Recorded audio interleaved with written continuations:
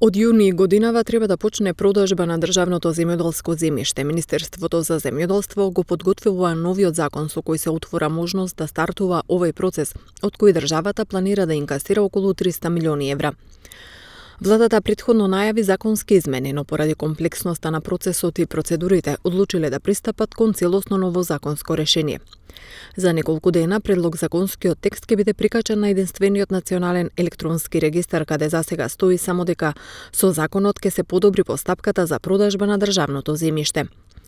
Ке се дефинираат критериумите за избор на земјоделско земјиште во државна сопственост за продажба, предвидување посебни постапки за приватизација на земјоделско земјиште кое е веќе издадено и земјиште кое е слободно, земајќи ја во предвид и големината на парцелите, постоењето објекти и долгогодишните насади на државно земјоделско земјиште понудено на продажба и до дефинирање на критериумите за продажба, стои во објавата.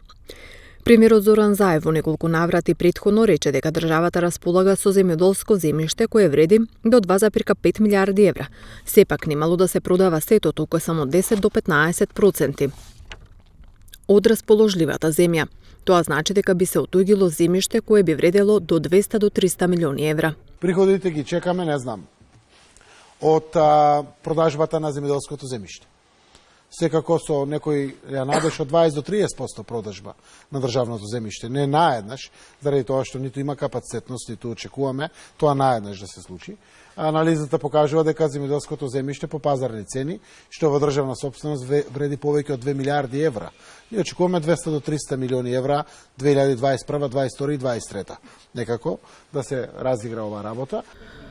Според најавите се продава земјиште над 10 хектари, односно еден купец може да купи само една парцела над 10 хектари.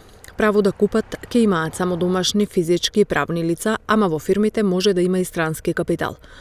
Планирано беше декар земја да чини од 250 до 450 евра, а предност при купувањето ќе имаат концесионери.